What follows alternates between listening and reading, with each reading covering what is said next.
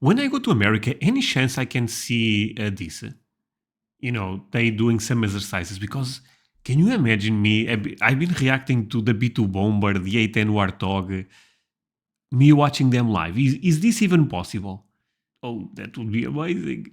Oh, please tell me in the comments if this is possible. Today I'll be reacting to Wanna Fight NATO? 10 Reasons You Shouldn't Mess With. Okay, I believe America plays a huge role in NATO, right? But before I go into that, can I ask you for one thing? If you can leave a like, thank you so much, my friend. This is the best way to show support. If you can subscribe, well, in that case, forget about it. You make my day. Have that in consideration. Now, link for the original video in my description, and let's play it.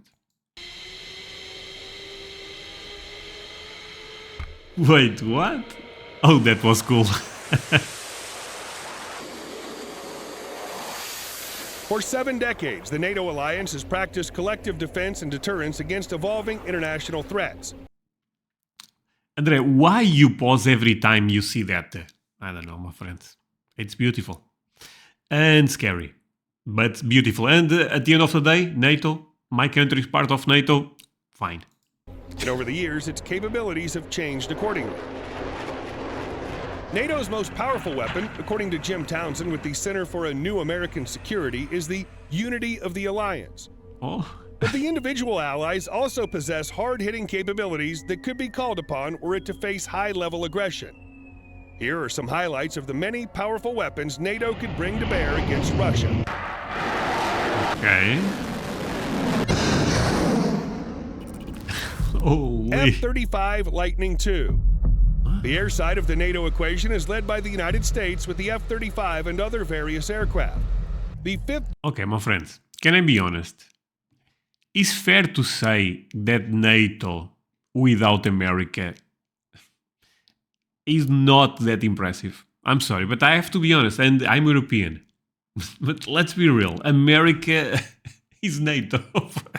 I mean, I'm sorry, but it is the way I look at things. And I know there is rumors that Trump, if wins the next election, which we don't know for sure, but if Trump wins the next election, he may leave NATO because countries that are part of NATO are not spending the amount they should, which to be honest is kind of a fair reason.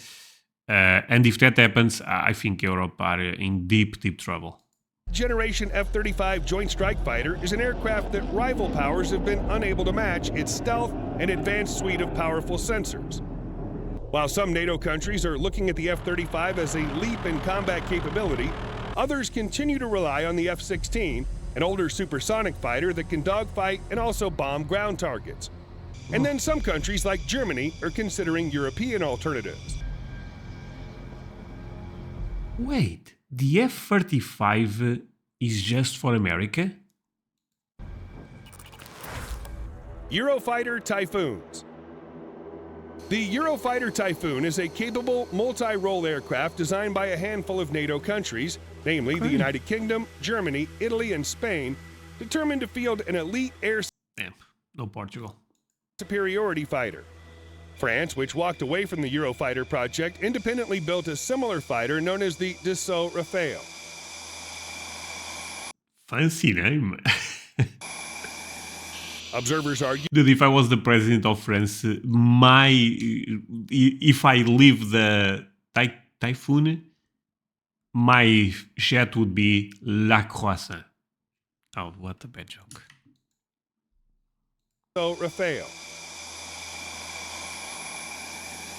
Observers argue that the Typhoon is comparable to late-generation Russian flanker variants such as the Su-35. While each aircraft has its advantages, be it the agility of the Typhoon or the low-speed handling of the flanker, the two aircraft are quite similar, suggesting, as the National Interest explained, that the Eurofighter could hold its own in a dogfight with the deadly Russian fighter. Oh, looks really... Oh, wow. Look at the moves. Bombers. The U.S. provides conventional and nuclear deterrence capabilities throughout the regular rotation of bomber aircraft into the European area of operations. American bombers have been routinely rotating into the area since Russia annexed Crimea in 2014, according to military.com. That year, the Pentagon sent 2 B-2 Spirit Okay, I have a question, my friends. André, you pause 1 million times. I know, but this type of stuff, I have a lot of questions. Let's say one thing. When I go to America, any chance I can see this? They doing some exercises because can you imagine me? I've been reacting to the B2 Bomber, the A10 Warthog, me watching them live. Is this even possible? Oh, that would be amazing. Oh, please tell me in the comments if this is possible. According to military.com. That year, the Pentagon sent 2 B-2 Spirit bombers and 3 B-52s to Europe for training. The B-1B Lancers are also among the U.S. bombers that regularly operate alongside NATO allies. P-8A Poseidon. What? There's Poseidon? also the maritime posture, particularly as Russia continues to rely on a submarine nuclear deterrent. We need a stronger presence. That's why we're seeing Norway, the US, UK do more with the P-8As. Heather Conley, the Center for Strategic and International Studies expert. Facing emerging threats in the undersea domain, where the margins to victory are said to be razor thin, NATO allies are increasingly boosting their ability to hunt and track enemy submarines from above and below the water. While there are a number of options available for this task, the U.S. Navy P-8A Poseidon patrol plane, which was brought in to replace the U.S. military's older P-3 Orions, are among the best submarine hunters out there. Okay, my friends, this is a question, but is also a conclusion that I've been having. So, if let's say all of a sudden the World War III starts, let's hope not, of course. But would you guys agree with my statement that from what I've been reacting and learning and interacting with you guys in the comments, I feel like if this war happens, 2 things will be crucial. Drones. I think there will be a lot of drone fighting. It will be Star Wars, basically. And I believe submarines play a huge role nowadays because they are so difficult to detect and they have crazy capacities in terms of bombs and missiles and stuff like that. Do I know this for sure? No, but this is my conclusion. Tell me if you guys think makes sense or... I don't know, I feel like drones and submarines are the way to go. Frigates. Another effective anti-submarine capability is that provided by the various frigates. But you see, basically submarines and stuff like this that is anti-submarines. Oh, this is crazy. Do you guys enjoy this type of videos? I have a lot of fun. Leave a like if you enjoy this type of videos. Operated by a number of NATO countries. The NATO allies, in particular Italy, France, and Spain, all have frigates that have very capable Never mentioned Portugal. This channel has something against Portugal, for sure. anti-submarine warfare systems. Brian Clark, the Center for Strategic and Budgetary Assessments. They have active low-frequency sonars that are variable depth sonars. They can find submarines easily, and they're very good against diesel submarines. These forces could be used to target Russian submarines in the eastern Mediterranean and into the Black Sea. Oh, okay. America, NATO are prepared for this. This is good. Norway and Denmark also have really good frigates, he explained. They can go out and do anti-submarine warfare in the North Sea/Baltic Sea area, and they're very good at that.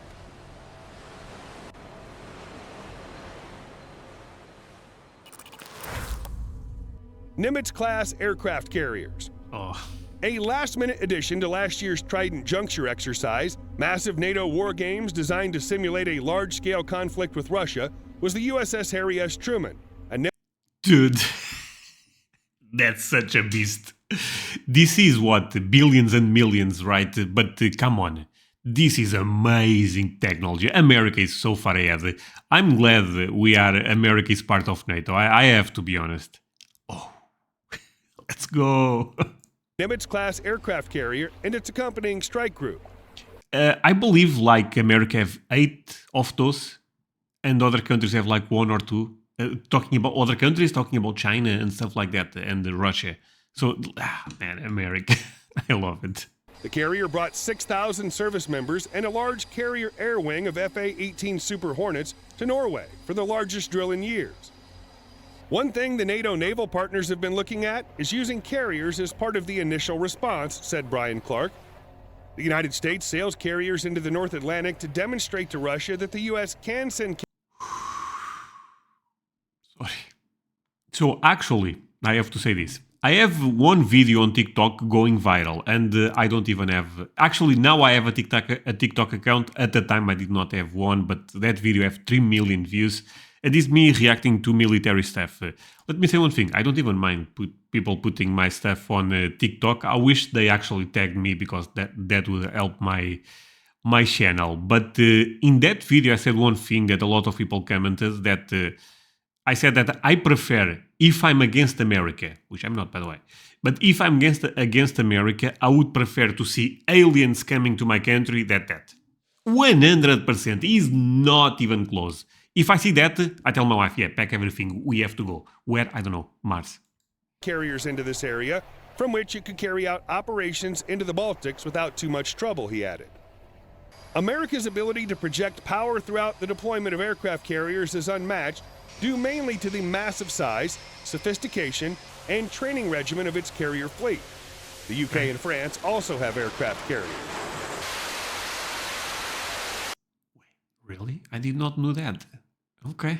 Oh, but they have like one at best. Virginia-class submarines. West Virginia. Oh, I like it. Class submarines, nuclear-powered fast attack boats, are among the deadliest submarines in the world.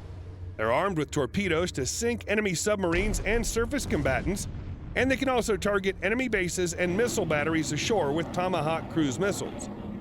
These submarines could be really useful to do cruise missile attacks against some of the Russian air defense systems in the Western Military District that reach over the Baltic countries, said Brian Clark.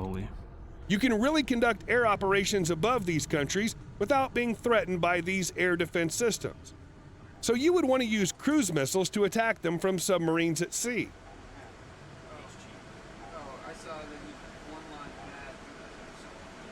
What? Patriot Surface-to-Air Missile System.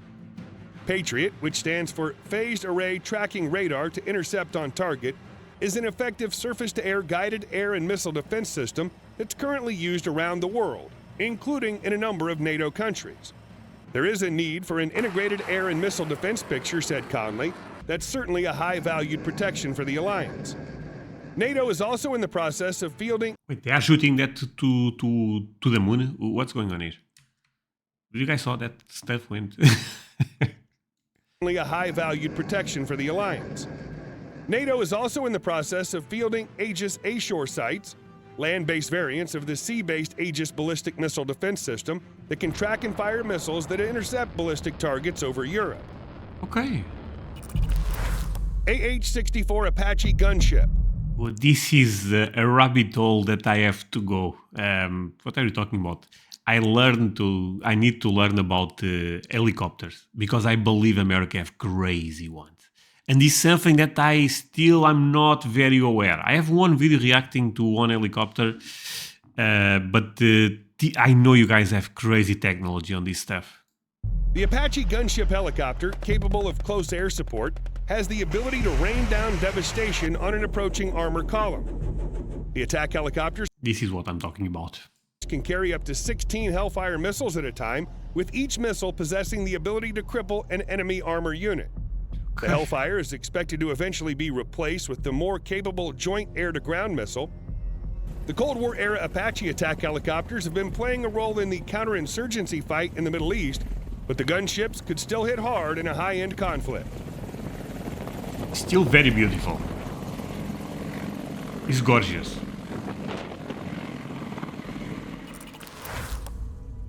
Leopard 2 tank. Leopard? Okay. The Leopard 2 main battle tank, which gained Leopard, not leopard. Okay.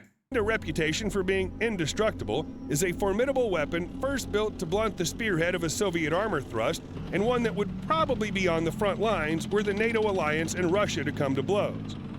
While this tank, Wait a second. You guys told me the other day, I was reacting to more military stuff, that I believe in terms of tanks, Russia had more than America. And that makes sense because they fight more on the ground for logic reasons and geographical reasons.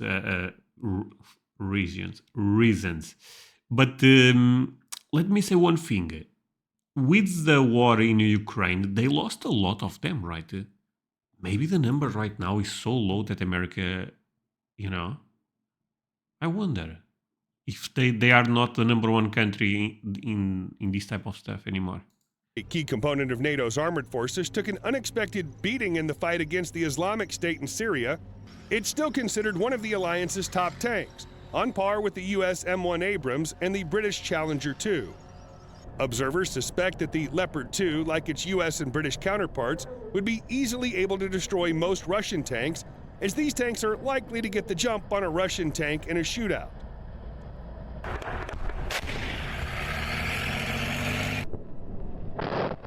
Holy.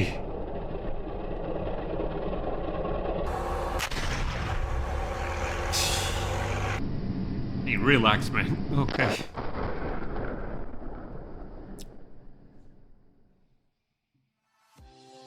Oh, this was amazing. Oh, man. I have so much fun reacting to military stuff. It's great. I don't think it's even fair because you guys suggest this and I every time I see a suggestion that I never reacted when it comes to military, I'm going, hell yeah, I'm going to watch that. Okay. What? Stormbreaker, this is why you need... Okay, my friends, thank you so much for watching. It really means a lot that you guys end up spending this time with me. It's a pleasure. And do not forget to leave a like, subscribe, all the good stuff, and share with me some comments. I end up asking an important question. Can I see this type of stuff live if I go to America? Some type of presentation, I don't know. But or a military exercise that is open to the public. But that said, let's recap this. Do not forget to leave a like. Do not forget to subscribe. See you guys in the next one. Bye.